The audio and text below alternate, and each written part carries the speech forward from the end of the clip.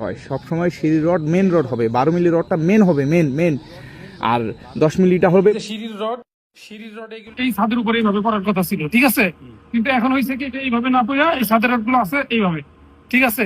যখন সিঁড়িতে লোড আসবে তখন এটা এইভাবে কলাপস করবে অথবা ছেড়ে দিবে। ছেড়ে দিলে কি হবে, এখানে ছাদের যে তলা আছে তলা ছুটে যাবে, এখানে দুর্ঘটনা ঘটার সম্ভাবনা থাকতে পারে।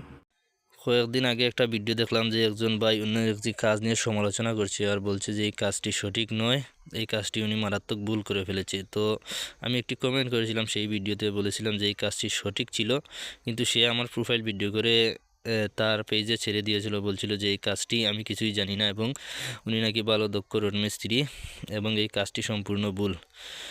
এবং কমেন্টে গিয়ে দেখলাম যে মানুষ যে কাজটি করেছে ওই মিস্ত্রিকে গালি দিতেছে। তো ভাবলাম একটি ভিডিও করি এবং দেখিয়ে দিই যে কাজটি কীভাবে সঠিক। আর ওই মিস্ত্রি যে শুধু ভিডিও করে এবং যে জ্ঞানের যে কমতি আছে সেটা সবার কাছে তুলে ধরলাম। একটা জিনিস আপনারা খেয়াল রাখবেন, যখন আমরা সিঁড়িটা রড বাইন্ডিং করব, সিঁড়ির যে বারগুলি আছে যখন বাইন্ডিং করব, সব সময় সিঁড়ির যেই বারগুলি আছে সেইগুলি হচ্ছে আমাদের যে রড, মানে ছাদের যে রড আছে, ছাদের যেই রড আগে আমরা বাঁধি সেই রডের উপরে পড়বে।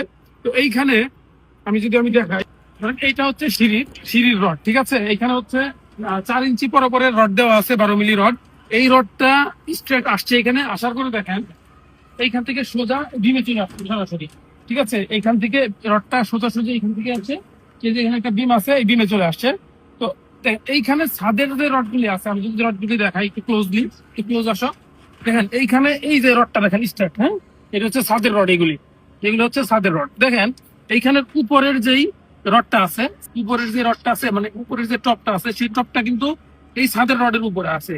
কিন্তু আমি যদি নিচের রডের খেয়াল করি, এখানে যে মেইন বারটা আছে দেখেন, এটা হচ্ছে মেইন বার, এই যে বারটা আসছে, হ্যাঁ, এই দেখেন এটা হচ্ছে ছাদের নিচে বসছে, ছাদের রডের নিচে বসছে। এখন সিঁড়ির লোডটা কোথায় আসবে? এই রডে আসবে।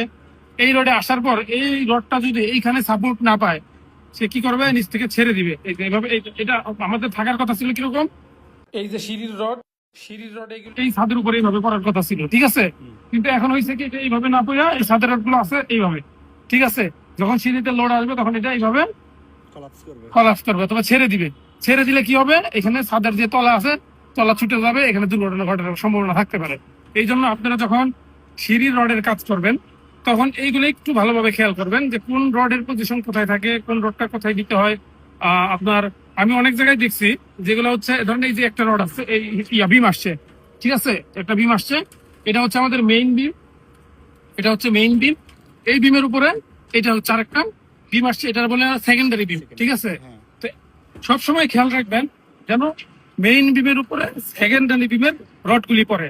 তো আমাদের দেখেন, আমি যদি এটা দেখাই, এই বিমটা দেখাই, আসেন এদিকে আসেন, এটা হচ্ছে মেইন বিম, এই যে মেইন বিমের রড আসছে দেখেন, এটা হচ্ছে সেকেন্ডারি বিম।